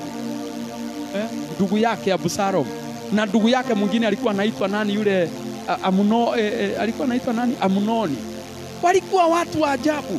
Kulikuwa na vijana wengine wazuri, wanaitwa majina, hata wengine walikuwa wapiganaji hatari. Lakini Mungu hakuwachagua kwa sababu kuna vitu Mungu alikuwa anataka kuonyesha. Inaitwa nini? Neema. Jina la Bwana libarikiwe. Somebody say, because of grace I have access into the blessings of Jehovah. Kwa neema ninaweza fikia utajiri wa nani? Wa Mungu. Sasa Mungu awabariki. Tukutane siku hizo za conference. Maombi itaendelea kama kawaida. Masaa yale ambayo tunayo ya kuomba tutaomba. Lakini zaidi ya hiyo yote, naomba usimiss the conference, ili katika kutomiss the conference uweze kufika eneo la kupokea utajiri wa rohoni na utajiri wa mwilini. Lazima tukatae umasikini wa kishetani. Lazima tukatae kwanza umasikini wa akili. Na siku za kwanza 2 nataka tudiru na umasikini ule uko katika eneo la rohoni. Bwana Yesu asifiwe. Unakuta mtu ni masikini wa akili. Si masikini kwa pesa, ni akili. Do you know there are people pesa ile wanapata ukipea mwingine atanunua gari within a year? Amen. Kuna mtu ile pesa anapata ukipea mwingine baada ya miaka miwili utamuona utashangaa. Mliwahi sikia chama moja ya boda hapa tu, nafikiri ni hapa Kitengera na ingine na Nyuki, wamenunua maploti. Wanawekanga pesa ngapi kila siku? 50 bob. 50 bob per day, na wamenunua mashamba na wakajenga. Lakini unakuta ni watu wangapi wanaingiza pesa kama 1 million per day na hawana nyumba. Wanaishi na hapo nyumba ya kukodi. Analipa nyumba 250,000 per month. Maana he makes 1 million. Badala hata ya aende bank aongee na mwenye nyumba amuuzie ile nyumba, badala ya kulipa 250 ikiwa rent, awe analipa 250 kwa bank. Lakini hana akili, maana umasikini wa akili umepitwa na umasikini wa mfuko. Bwana Yesu asifiwe. Weka mkono kwa kichwa, sema kichwa changu na kutangazia hautakuwa masikini kuanzia leo. Amen. Nimekataa umasikini wa akili. Umasikini wa pili ni umasikini wa kiroho. Umasikini wa kiroho ni kusema namna gani? Mambo yale ya rohoni hauyashiki. Na nilisema wale walikuwa hapa asubuhi, kuna mambo ya rohoni ndio yatakupea ya mwilini. Bwana Yesu asifiwe. Mambo yale ya rohoni ndio yatakupea nini? Ya mwilini. Mtu anaitwa Ruth akifuata Naomi. Naomi alimwambia vizuri, haiwezekani nipate kijana akuoe. Haiwezekani. Kulingana na maisha vile yalivyo. Na mimi ni mama mzee, sina mume. Kwa hivyo inabidi kwanza niolewe ili alafu baada ya hiyo na wewe ndio upate wa kukuoa. Mimi ndio nitatagulia. Ruth akamwambia, uendako nitakwenda. Mahali utakaa nitakaa. Watu wako watakuwa watu wangu. Mungu wako atakuwa Mungu wangu. Kitu ile Ruth alifuata na aliweka maelezo ni mambo ya kiroho wala sio ya kimwili. Hakumwambia nitaenda hapo karibu na kwenu hakuwezi kosa neighbor ambaye ako na kijana. Alafu sasa huyo kijana nitaenda anione. Alafu that's not the story. Alienda kwa imani, spiritual. Praise the name of the Lord. Lakini muangalie hiyo spiritual ilizaa mtoto. Mtoto ambaye mpaka wa leo tunamjua. Alikuwa anaitwa nani? Obed. Aliyezaa nani? Jesse. Aliyezaa nani? David. Na anatajwa katika taratibu ya kuzaliwa kwa Yesu Kristo, kwa sababu alitajirika spiritual na kuna utajiri physical. Praise the name of the Lord. Na muelewe hivi, hizi vitu Mungu awasaidie kupambanua. Do you know kuna utajiri physical nao unasaidia kiroho? Sasa unafikiri tukisema hapa tuombe tunaomba the same? Hata ukisema ukileta prayer item, kuna watu wanaiomba dakika moja, wanakumbusha Mungu na ukumbuke dinari ya sikukula. Ametoka kwa ajenda. Umasikini unamdrive away from God. Praise the name of the Lord. Kuna watu wangapi ambao Esau kilichofanya awe Esau ni kuuza urithi wake kwa sababu ya kukosa nini? Mawindo. Hakupata kitu. Aliuza kila kitu kwa sababu ya kukosa. Ni watu wangapi wameuza urithi wao, wameuza heshima yao, wameuza kitu, imani yao, wameuza wokovu kwa sababu ya ukosefu. That is why ninataka tuungane pamoja Wednesday to Saturday as we pray, because we must be rich spiritually, mentally and physically in Jesus name. Stand up on your feet. Hata kama uko nyumbani, simama tuombe pamoja tukiamini kwamba Mungu atakusaidia. Haleluya. Bwana Yesu asifiwe. Umeshika ni kwa neema. Ni kwa neema. Neema hii itakufanya mtu mkubwa. Neema hii itafanya ujulikane. Neema hii itafanya ueleweke. neema hii itakufungulia malango. Inua mikono yako na uanze kuambia Mungu, nijaze na ufahamu wa hii neema, nijaze na ujuzi wa hii neema, nijaze na uweza wa kuifuata hii neema. For the grace is what is giving me occasion. The grace is what will give me some highway. Hata kwingine ambako sina njia, ni neema itanitengenezea njia, ni neema itanitengenezea barabara, ni neema itanitengenezea malango katika jina la Yesu Kristo. Kuna malango ambao ni neema tu itanipea kuifikia, ni neema tu itanipea kufikia katika jina la Yesu Kristo. I worship you because you are worthy. I worship you because you are mighty. There is a grace of God that is given unto me. There is a grace of God that you have given unto me, Jehovah. And I pray by the grace of God. Shalakata bagande, retalala katarabagande, repazela kota baganda. Tutangaze neema juu ya maisha yetu wapendwa. Tutangaze neema katika maisha yetu wapendwa. Neema ya Bwana inayokusaidia. Mwambie Bwana, nisaidie niondoke mahali pa merit to come to the place of favor in the name of Jesus Christ. That though I am the person I am educated, I have the knowledge, I have the capacity, I have the idea, but God, I need the grace in the name of the Lord. God, I need the grace in the name of Jesus. I know how to speak. I am a good orator, but I am more than an orator. I have the grace of God. Shataganda rakatela labo, shelala katala bazanda. Malango yangu yatafunguliwa kwingine kwa sababu ya neema. Makato robozanda. Vifungo ambavyo vinaleta umasikini, natangaza ya kwamba vitavunjika kwa sababu ya neema.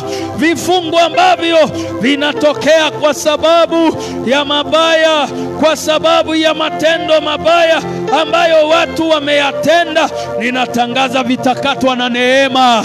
Neema ya Bwana itanisaidia nipate mlango. Wapendwa, ingia, kuna neema umepewa. Wapendwa, ingia, kuna neema ambayo Bwana anapeana. Shataganda makatela labo, shele mama katarabaganda, la papa pakate bayando. Kuna neema ambayo Bwana amepeana. Kuna neema ambayo Bwana ameleta. Kuna neema ambayo Bwana ameleta katika maisha yako. Kuna neema ambayo Bwana amefikisha kupitia Yesu. As long as you are a believer in Christ, you have the grace of God. As long as you are a believer in Christ, you have the grace of God. Shalama katabaganda, shalama katabayanda, rapapa ketabagando, lopasela makatabayanda.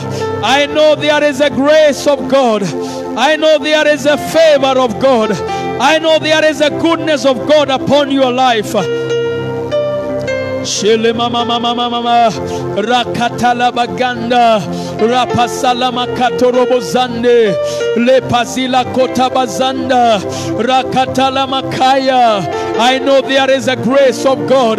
Kuna neema Bwana ameshusha. Kuna neema ambao Bwana ameshusha. Kuna neema ambao Bwana ameshusha. Ingia katika kiwango kipya. Ingia katika nafasi mpya. Ingia katika nafasi mpya. Ingia katika hicho kipindi ambacho Bwana amekupea. Ingia katika hiyo nafasi Bwana amekupea. Wengine nasema sio akili, sio masomo, sio nguvu, ni neema ya Bwana. Hakujawahi patikana watu kama hao katika nyumba yenu. Lakini natangaza, because of the grace of God, because of the grace of God, enter into the period that is prepared for you. Enter into the season that is prepared for you. Enter into the glory that is prepared for you. In the name of Jesus Christ. Shalama katalabaganda, rapapapakatabaganda, rapapapakatabazanda, repanama kotarabozande, reponaliko solobozanda. We worship you because you are the Lord. We worship you because you are gracious unto us, our Father. Sio kwa nguvu, sio kwa akili, lakini ni kwa neema.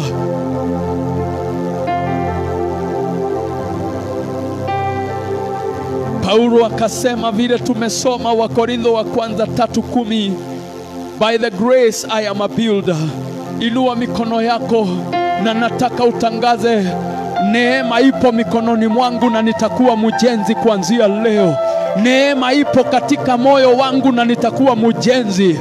I am a master builder. I am a master planner.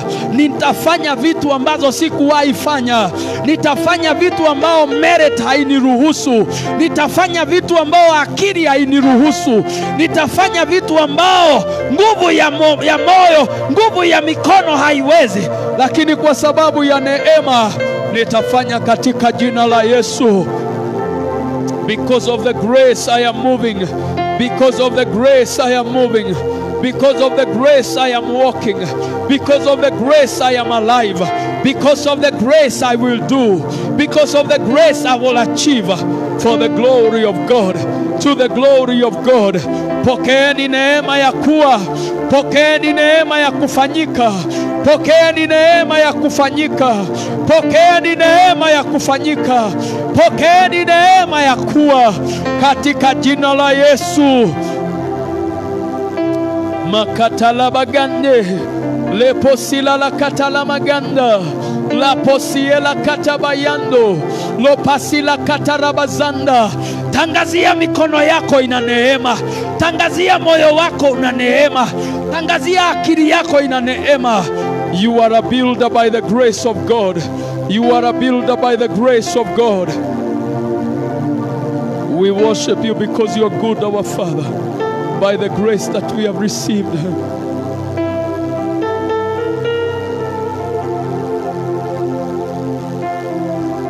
Oh, makatela labozande. Lift up those hands as we make this declaration together. Sema, Bwana, kuanzia siku ya leo, kulingana na neno lako, ninaamini una neema ya kunitosha. Biblia inasema neema yako inanifanya niwe. Nimekataa kufanywa na watu, kufanywa na makaratasi, kufanywa na elimu, kufanywa na mambo ya kawaida.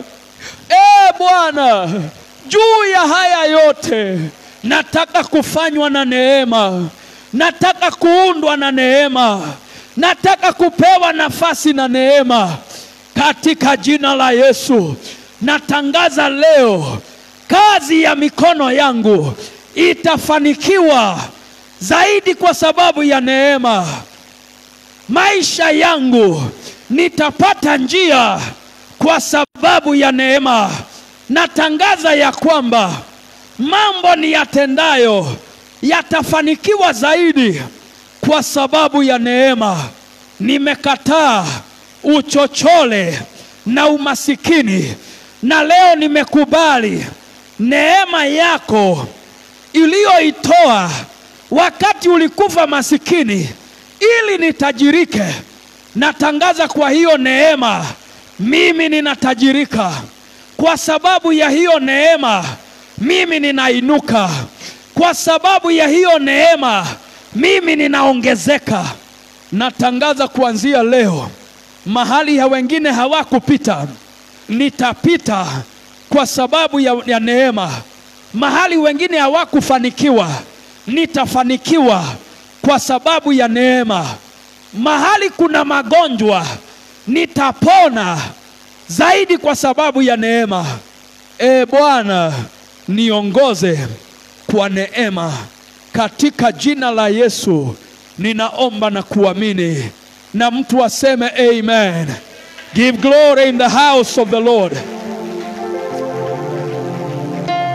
And I declare upon you by the grace of God, you are a builder because of the grace. Hallelujah. You are a way maker because of the grace. You will prosper because of grace. I declare over you new ideas that have never been known by other people because of the grace of God. I declare to you favor because of the grace of God. Wengine kule mungenyimwa nafasi, enendeni, muna nafasi kwa sababu ya neema. Wengine kule milango imefungwa, enendeni, muna ufunguo unaoitwa neema. Mkate unaweza kuwa wa watoto, lakini hata kama wewe ni mbwa, enda ule na ushibe kwa sababu ya neema. Do you hear the word of the Lord? Unajua mbwa ni kusema you have no qualification. You have nothing. You don't deserve. But I release you by the grace of God. Go and receive everything you require. Go and receive the good life. Go and live the best life because of the grace of God. May that grace accompany in the name of Jesus Christ. Father, I release your people by the grace. I release the healing of God by grace. Inua mikono yako. Receive all that you desire. Those who need healing, receive it. Not because you prayed more than anybody else, but because of the grace of God. Those who need financial breakthrough, receive it because of the grace of God. Those who need a job, receive it because of the grace of God. Na wengine natangaza siku ya leo, badiliko la kazi zenu, badiliko la kibali chako. Wengine natangaza siku ya leo, upate njia mahali hakuna njia, kwa sababu kuna neema, na Mungu ndiye hupeana hiyo neema. Ninakufungulia njia mahali ya kukuwa na njia. Ninakuachilia ukafanikiwe. Ukafanikiwe spiritually and physically. I lose everything that you desire. I lose everything that you need. I lose all that God has given unto you. I lose your divine wealth by the grace that God has given unto me. Father, I bless your people. I release them with the favor in Jesus' mighty name. And Father, as we give our offerings, those who are giving physically and those who are giving online, we ask for increase that come by the grace of God. In Jesus' name, we do pray and we give thanks. Amen. God bless you. Tunawaaga wale wako online, lakini kama unasikia, unataka pengine kutoa sadaka yako, unataka kuwa baraka kwa kazi ya Mungu, wengine tunaweza kuketi. Mungu akubariki sana. Unaweza toa kupitia nambari hii 0719-727770. You can also give us a praise report. Unaweza tuelezea vile Mungu amefanya kwako. Unaweza tushuhudia, na Mungu wa mbinguni azidi kuwa pamoja nanyi. Bwana awabariki. Tuonane katika sessions zitakazokuja. From Tuesday we shall be here with the word of God, and God will bless you. Shalom.